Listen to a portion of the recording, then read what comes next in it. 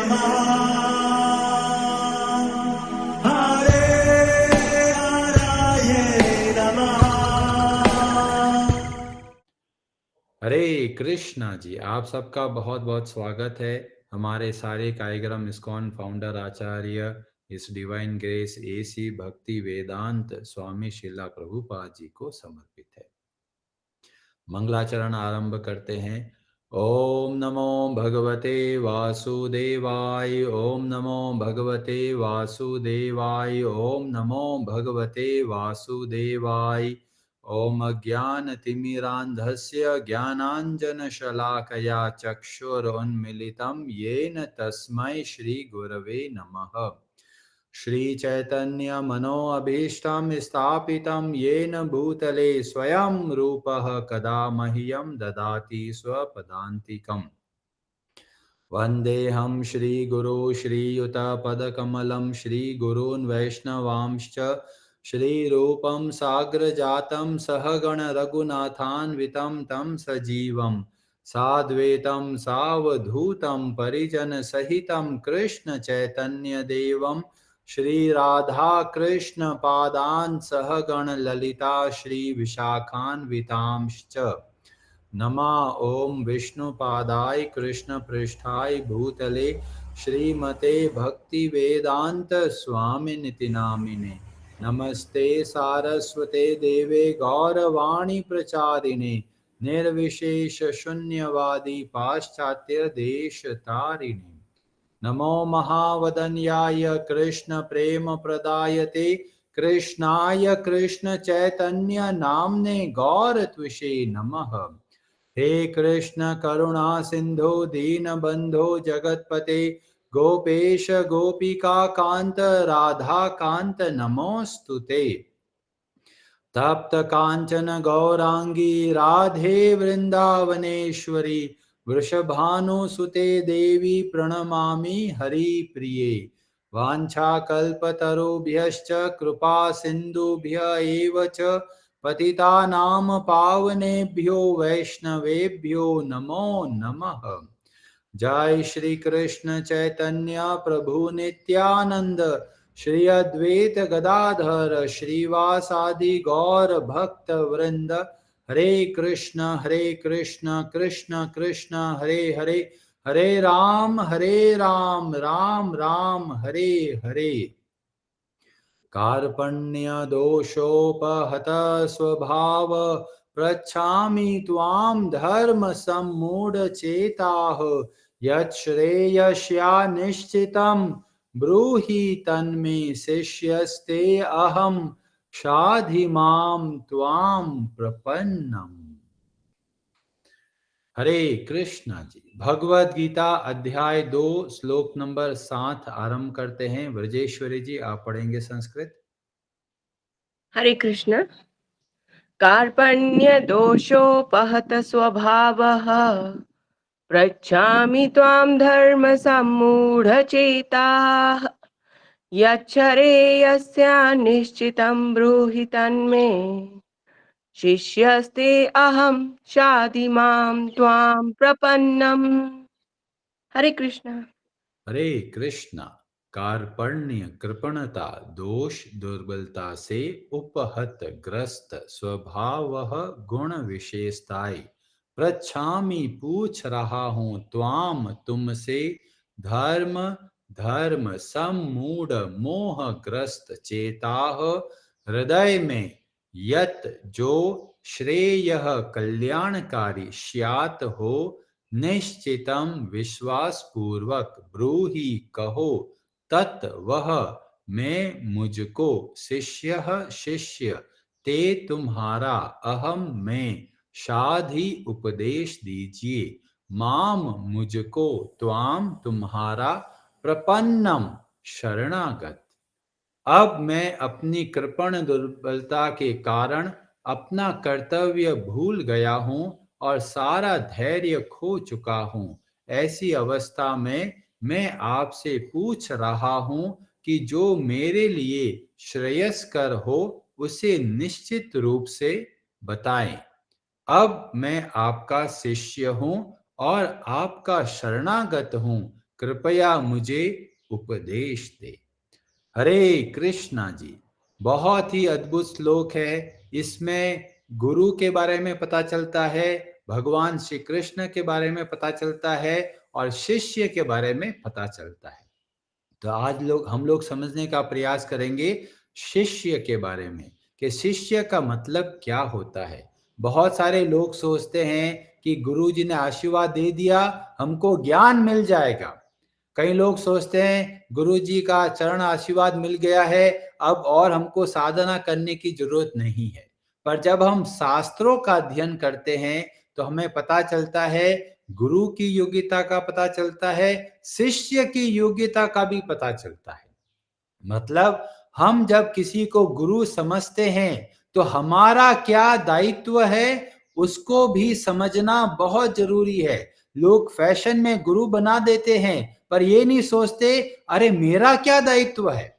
तो इसका बहुत बढ़िया तरीके से भगवत गीता में वर्णन मिलता है, अध्याय 4 श्लोक नंबर 34 में। 34 में भगवान श्री कृष्ण बोलते हैं, तद विद्धि प्रणिपातेन परिप्रश्नेन सेवया उपदेक्ष्यन्ति ते ज्ञानम ज्ञानिनस तत्वदर्शिनः। हमने गुरु की योग्यता बताई थी मुंडक उपनिषद से, श्रोत्रियम और ब्रह्मनिष्ठ। इसी को भगवान श्री कृष्ण गुरु की योग्यता में बोलते हैं कि पहला जो गुण होना चाहिए वह गुरु का है कि वह ज्ञानी होना चाहिए। मतलब जो श्रोत्रिय बोला गया मतलब शास्त्रों का ज्ञान बहुत अच्छे तरीके से होना चाहिए और शास्त्रों के सार को भी समझने वाला होना चाहिए। और ज्ञानी बोला और दूसरा बोला तत्वदर्शिनः। तत्व दर्शन का मतलब तत्व जो शब्द होता है वह भगवान श्री कृष्ण के लिए प्रयोग किया जाता है। जैसा कि 17वें अध्याय में बोला था, ओम तत् और सत्य ये तीनों के तीनों उस ब्रह्म के लिए प्रयोग में लिया जाता है। तो तत्व दर्शिनः का मतलब हुआ कि ऐसा व्यक्ति जो ज्ञानी हो और भगवान श्री कृष्ण को अच्छे से समझता हो और खुद उसका प्रयास करता है और उसको अनुभव किया है, ऐसे व्यक्ति को तत्वदर्शिना बोला गया। तो ये दोनों गुण बताए गए गुरु के अंदर होना चाहिए। अब शिष्य की क्या योग्यता बोली गई, शिष्य को क्या करना है, तो पहला बोला प्रणिपातेन। प्रणिपातेन का मतलब होता है बहुत ही विनम्रता से जो गुरु बताते हैं उसको समझने का प्रयास करना। तो यह बताया गया पहला गुण। प्रणिपातेन मतलब पूरी तरह उनके आश्रित होकर, उनको प्रणाम कर कर। कई लोग प्रश्न करते हैं पर प्रश्न कैसे करते हैं, चैलेंज के मूड पे सोचते हैं अजय हम ऐसे प्रश्न करेंगे कि इनको फंसा देंगे। अगर ऐसे व्यक्ति कोई प्रश्न करता है तो दोनों का नुकसान होता है। जो व्यक्ति प्रश्न पूछ रहा है वो कुछ समझना नहीं चाहता, बस वो टेस्ट करना चाहता है कि सामने वाले को कितना आता है। और जो डिस्कशन होता है उसमें वो व्यक्ति बस अपनी बात रखने का प्रयास करता है। तो ऐसा डिस्कशन से लाभ नहीं मिलता। जब प्रश्न किया जाता है तो ये बहुत जरूरी है कि हमें कुछ सीखना है, इस भाव से प्रश्न करना है। तो प्रणिपातेन परिप्रश्नेन, प्रश्न कीजिए। कोई भी गुरु जो अंधविश्वासी बना देता है ऐसे गुरु को हमें अनुसरण नहीं करना है। गुरु से आपका अधिकार है कि आपको प्रश्न करे कि ये ऐसा क्यों हुआ, यहाँ पर ऐसा क्यों करना चाहिए, इसके पीछे उद्देश्य क्या है। तो प्रश्न करना है। अंधविश्वास में अंध भक्ति नहीं करनी है।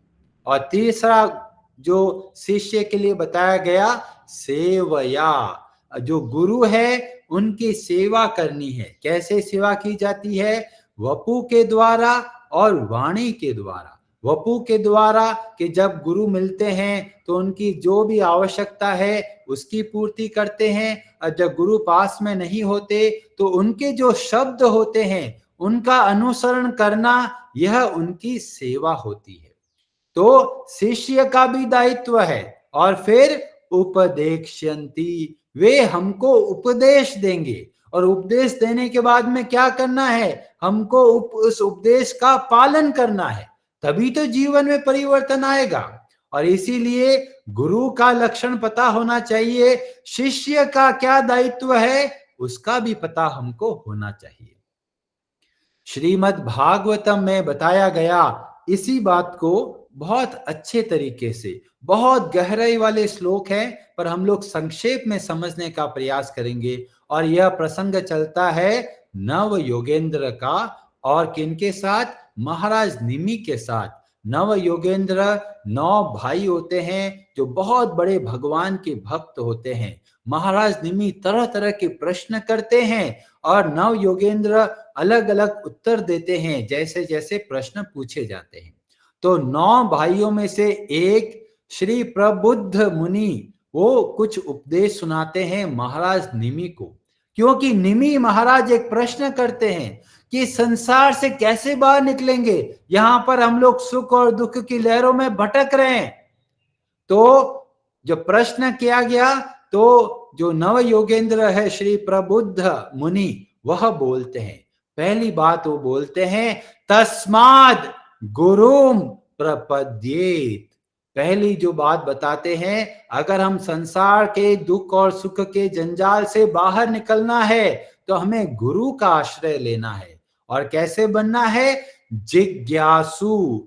जिज्ञासु का मतलब है प्रश्न करना, मैं कौन हूं, मैं संसार में क्यों आया, मेरे माता पिता यही क्यों बने, कोई और माता पिता क्यों नहीं बने, मेरे भाई बंधु यही क्यों आए, कोई और भी आ सकते थे। तो ये प्रश्न करना बहुत जरूरी है, और इसीलिए जिज्ञासु बनना चाहिए कि ऐसा हमारे साथ क्यों होता है, बाकी लोगों के साथ ऐसा क्यों होता है। जितना हम जिज्ञासु बनते हैं, हम अपने गुरु से प्रश्न करते हैं, जिससे कि हमारा कल्याण का रास्ता खुलता है। और वहां बोला गया श्रेयः, ऐसे गुरु के सानिध्य में हम आगे बढ़ते हैं।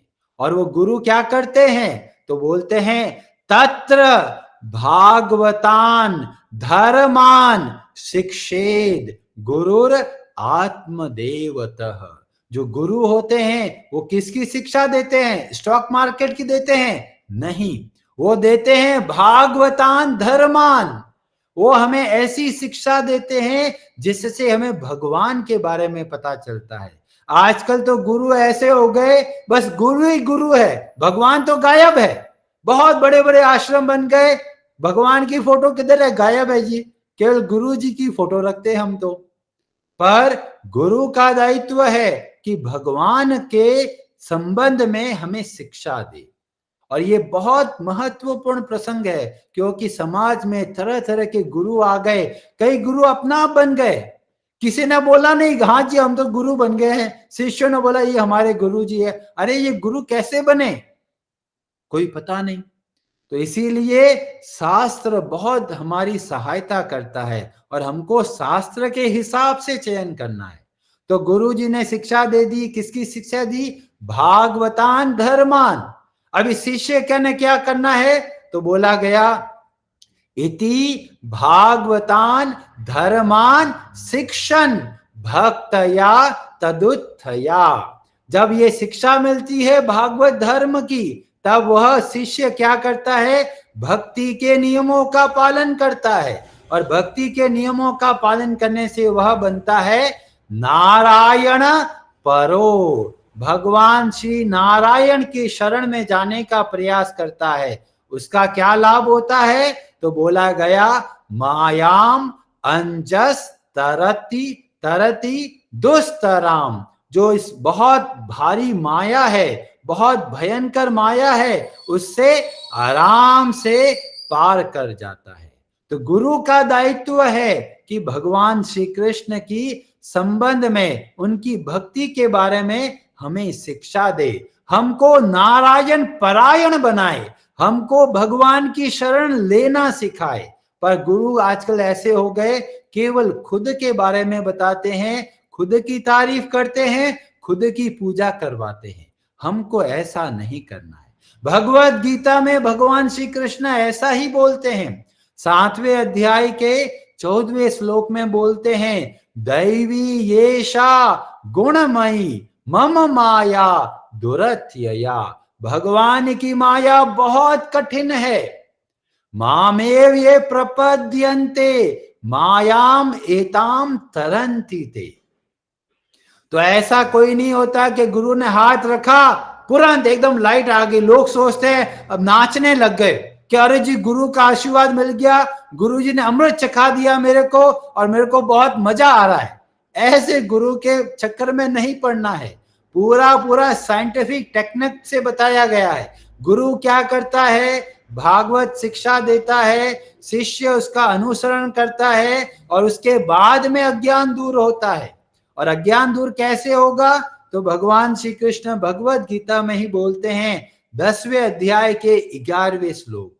कई लोग सोचते हैं अरे किताब पढ़ेंगे हमको ज्ञान मिल जाएगा, हम लोग माया से बाहर निकल जाएंगे। तो बोलते हैं ये संभव नहीं है। इतने जन्मों की ये महामाया में हम फंसे हुए हैं, हम अपने प्रयासों से बाहर नहीं निकल सकते। गुरु हमारी सहायता करते हैं शिक्षा देने में, हम उसका अनुसरण करते हैं और फिर भगवान की कृपा से हमारा अज्ञान दूर होता है।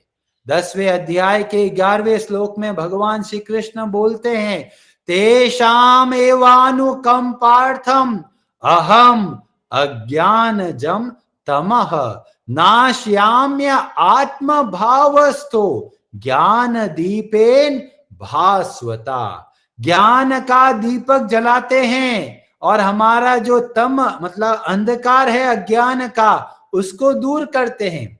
कैसे लोगों का दूर करते हैं, तेषाम ऐसे लोगों का। किन लोगों का, जो भगवान की भक्ति करते हैं। मच्चित्ता मदगत प्राणा बोधयन्तः परस्परम।